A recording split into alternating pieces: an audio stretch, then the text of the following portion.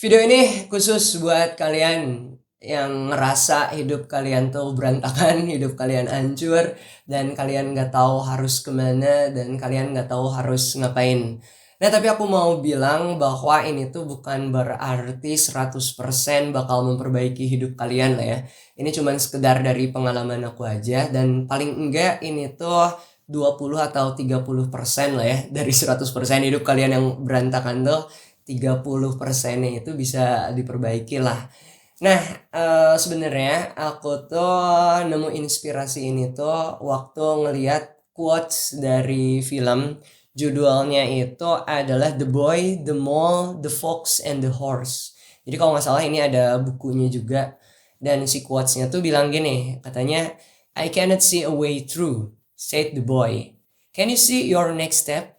Yes, just take that, said the horse. Nah, kurang lebih si quotes-nya itu nyeritain sebuah percakapan gitu ya, dimana ada seorang anak yang kesasar di hutan. Terus dia tuh nggak tahu mau kemana karena dia nggak bisa ngelihat si jalannya. Nah, cuman si kuda tuh bilang, katanya, tapi kamu bisa kan ngelihat si langkah berikutnya. Ya udah, ambil itu aja. Nah, terus waktu itu waktu aku ngerasa wah ini hidup ada di titik terendah nih gitu ya. Dan yang ada di depan mata itu tuh adalah selimut yang berantakan. Ya udah aku lipat gitu si selimutnya. Terus aku inget juga gitu ya tahun 2019 apa tahun 2020 gitu. Waktu itu pernah baca buku, judul bukunya itu Goodbye Things, yang nulisnya Fumio Sasaki. Dia orang Jepang. Nah, itu yang bakal coba kita bahas. Jadi kita tuh bakal bahas tentang gaya hidup minimalis. Nah, aku mau jelasin dari sekedar apa yang aku tahu. Minimalis itu kita lihat dulu dari apa yang bukan minimalis gitu ya. Jadi cara ngejelasin aku tuh dengan cara dari lawan katanya gitu, atau dari kesalahpahaman orang-orang terhadap minimalis. Yang pertama, minimalis ini tuh bukan berarti buang-buang barang tanpa sebab gitu ya. Jadi bukan berarti kita ngebuangin si barang-barang kita karena terlalu banyak gitu, tapi tanpa alasan. Nah, tapi justru minimalis itu dengan sebuah alasan. Terus yang berikutnya, kita tuh harus tahu juga bahwa minimalis tuh bukan cuman sekedar tren estetik gitu ya. Misalnya kalian menganggap, oh gaya hidup minimalis tuh kayak lukisan gitu ya, yang kanvas kosong terus cuman ada lukisan satu strip gitu. Nah, itu bukan itu. Terus minimalis juga bukan berarti hidup kayak ngirit gitu ya, nggak ngeluarin biaya sama sekali. Misalnya kalian jadi nggak nongkrong sama teman-teman kalian gitu ya dengan alasan wah ngirit nih gitu karena aku seorang minimalis gitu ya, nggak kayak gitu. Dan yang harus kita tahu juga bahwa minimalis ini tuh dia punya standar yang beda-beda tiap orangnya. Jadi kalian jangan ngeliatin standar orang. Misalnya kalian ngeliat referensi gitu ya di YouTube, ada orang yang nerapin hidup minimalis, atau ada orang yang kalian temuin gitu dia nerapin hidup minimalis. Nah, kalau misalkan kalian terinfluence dengan mereka ya nggak apa-apa gitu, cuman jangan nyamain si standarnya, karena kita balik lagi gitu, si hidup minimalis ini tuh dilihat dari kebutuhan kita.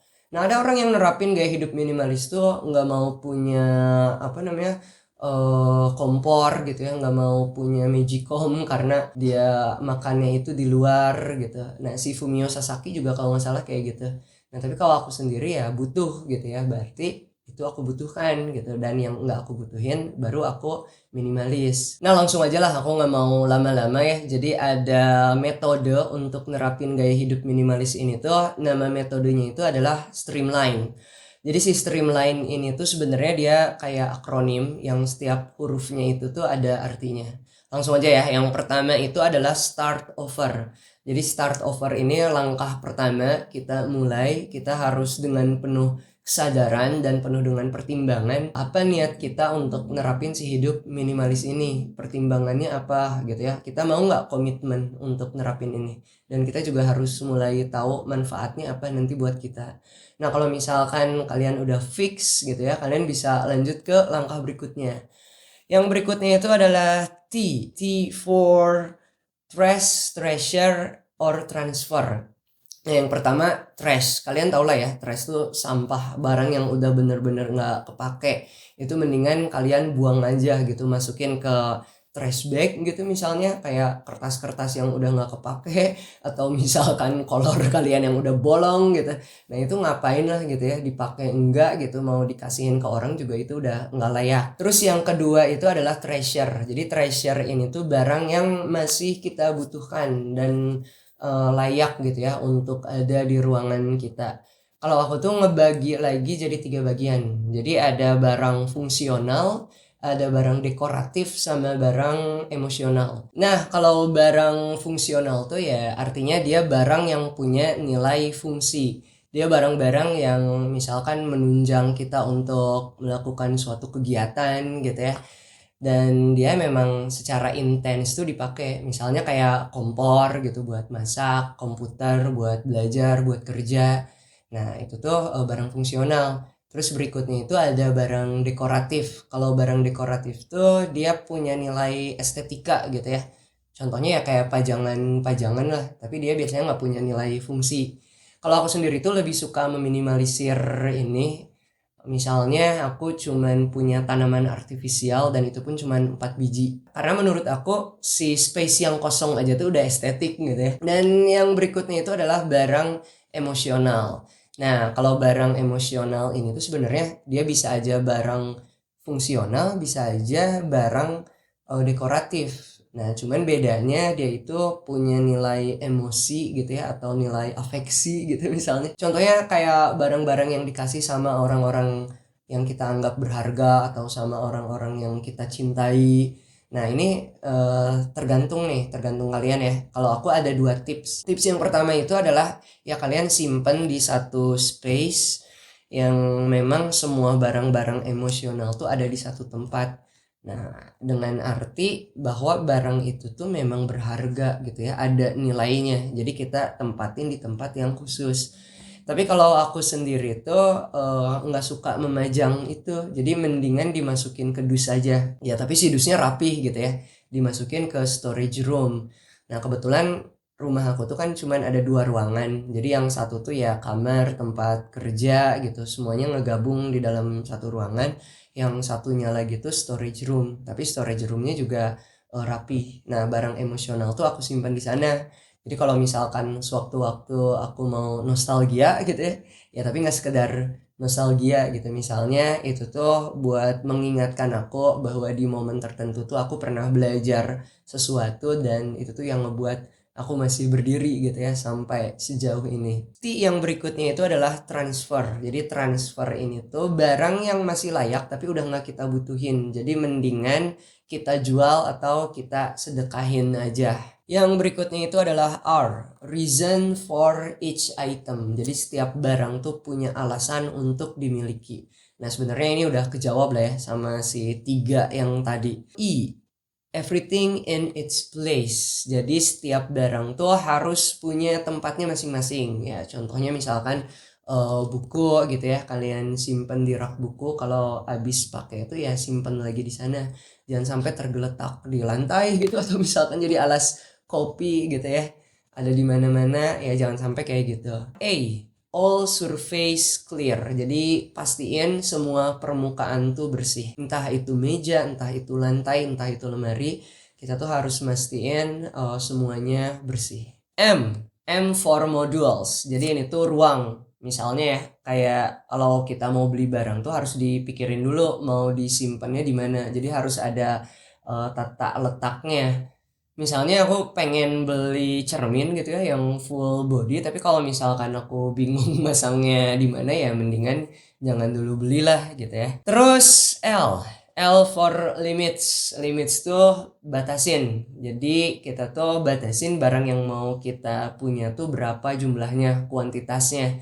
Contoh misalkan kayak kemeja gitu ya, buat kerja itu mau berapa kemeja, atau kaos juga berapa, sepatu juga berapa. Nah, kalau aku tuh biasanya ngebatasin juga dengan color palette gitu ya. Misalnya baju-baju aku tuh cuman terbatas di beberapa warna aja. Misalnya hitam, putih, abu, sama coklat lah ya. Nah, jadi kalau misalkan mau beli baju atau barang apapun yang ada di kamar ini tuh cuman ada 4 warna itu doang.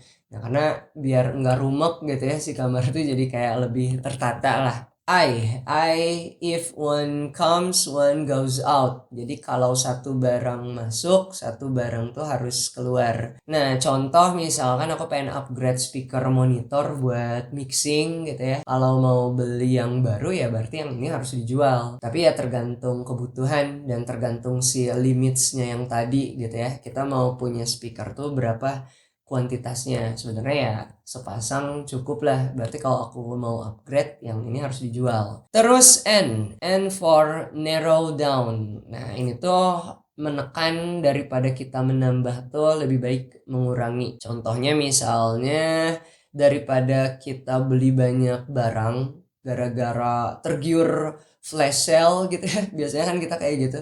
Atau ada barang yang diskon.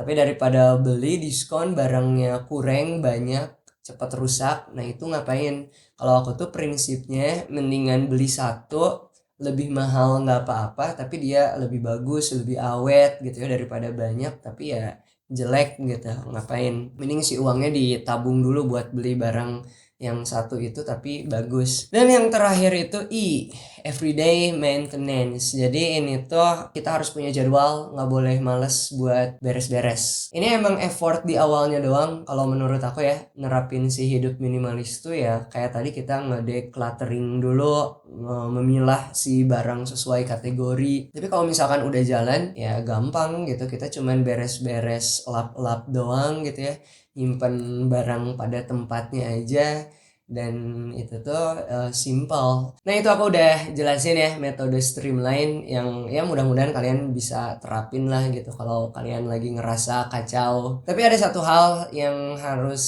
kita ingat bahwa nerapin gaya hidup minimalis ini tuh jangan cuma terfokus di barang. Untuk awal ya oke lah gitu ya. Tapi kita juga harus nerapin ini tuh ke mindset misalnya aktivitas kita atau misalkan cara atau sikap kita untuk menggunakan sosial media gitu ya, artinya diminimalisir gitu. Jangan sampai kita tuh ngabisin banyak waktu di sosial media gitu misalnya tapi banyak ngelakuin kayak mindless scrolling gitu ya, buka TikTok, buka Reels dan akhirnya kita bingung sendiri. Nah, itu kalian bisa juga terapin di yang namanya itu digital minimalism. Nanti kita bahas lah ya, dan itu juga udah aku terapin udah hampir 1 bulan. Oke, terakhir dari aku ya. Jadi kenapa harus minimalis untuk memperbaiki si hidup kita? Nah, tadi kan kita udah tahu bahwa lawan kata dari berantakan itu sendiri kan artinya rapi. Nah, artinya kita tuh harus menata. Nah, bisa dimulai dari nerapin gaya hidup minimalis ini. Nah, sebenarnya kan kalau kita bilang ya tapi kan yang berantakan internal kita gitu ya, hati kita misalnya, perasaan, pikiran gitu. Nah, tapi nggak ada salahnya kita tuh memulai dari suatu hal yang fisik dulu. Suatu hal yang fisik itu kan yang kita indrawi gitu ibaratnya. Dan itu tuh nanti akan mempengaruhi si pikiran sama perasaan kita. Itu kalau menurut aku gitu ya dari pengalaman yang aku rasain. Dan terakhir itu aku mau bahas manfaatnya. Jadi dari yang aku rasain, pertama itu adalah hidup kita jadi lebih tenang. Nah, kenapa lebih tenang? Ini mirip kayak kalau misalnya kalian masuk ke masjid gitu ya. Masuk ke masjid itu kan kayak tenang. Nah, kenapa tenang? Karena memang di masjid itu menurut aku sebabnya itu karena banyak space gitu, nggak banyak barang. Dan kita mau ibadah juga jadi lebih fokus gitu ya, lebih benar-benar mindful gitu ketika kita lagi sholat misalnya. Manfaat yang kedua itu kekhawatiran kita tuh jadi lebih sedikit. Nah, kenapa? Karena kalau makin banyak barang, logikanya kita tuh ngerawatnya juga jadi lebih banyak waktu yang harus dikorbankan. Jadi banyak pikiran gitu ya. Misalnya kalian mau nyimpan akuarium gitu di rumah. Nah, itu kan kadang kita jadi cemas gitu ya. Si ikannya kalau airnya nggak dibersihin tuh nanti mati. Nah, lama-lama malas, sehari 2 hari ikannya mati, akuariumnya kotor, bau amis gitu ya. Nggak taunya nggak kerasa berbulan-bulan gitu. Nah, itu malah jadi nambah beban pikiran kita gitu. Terus yang ketiga itu buat aku dia bisa bikin kita jadi lebih fokus untuk ngelanjutin si langkah berikutnya. Nah, tadi kan aku bilang bahwa nerapin hidup minimalis ini ya paling enggak cuma 20-30% lah gitu memperbaikinya. Nah, sisanya terserah kalian mau ngelanjutin ke langkah apa. Misalkan kalau aku sendiri kan nyoba lagi buat baca buku, buat journaling, dan itu tuh dengan ruangan yang minimalis tuh bikin kita tuh jadi lebih fokus. Manfaat yang berikutnya itu menurut aku dia bisa bikin kita lebih bersyukur gitu ya, lebih bersyukur dan bisa nikmatin si kebahagiaan kecil. Kenapa? Karena ini tuh ngelatih kita gitu ya dengan barang yang cukup. Artinya kan kalau cukup tuh yang memang sesuai dengan kebutuhan kita, dan di situ tuh kita belajar gitu ya untuk mensyukuri setiap apapun yang ada, dan di situ tuh muncul gitu kayak si kebahagiaan kecil. Oke, dan yang terakhir adalah bahwa jangan pernah malu untuk nerapin gaya hidup minimalis, karena hidup minimalis ini tuh bukan berarti miskin, bukan berarti tidak memiliki apa-apa gitu ya. Tapi kita memiliki sesuatu yang memang sesuai dengan kebutuhan kita. Nah, artinya misalnya ya kita jadi punya lebih banyak tabungan gitu karena kita meminimalisir pengeluaran juga kan. Nah, si tabungannya ini terserah mau kita pakai buat sedekah gitu atau misalkan berbagi gitu sama orang-orang yang kita sayang gitu misalnya. Nah, jadi kan menurut aku the true wealth itu sebenarnya di sini gitu. Jadi bukan tentang seberapa banyak barang yang kita miliki gitu, tapi seberapa kita bisa memaknai dari apa yang kita miliki. Oke, itu aja dari aku. Mudah-mudahan kita masih bisa lanjut lagi buat bikin video dan bahas tema-tema yang lain. Dan kalau misalkan kalian ada kritik, saran, atau masukan tema apa yang harus kita bahas ya kalian bolehlah tulis di kolom komentar. Oke, aku izin pamit karena sekarang udah malam, aku mau tidur. Bye.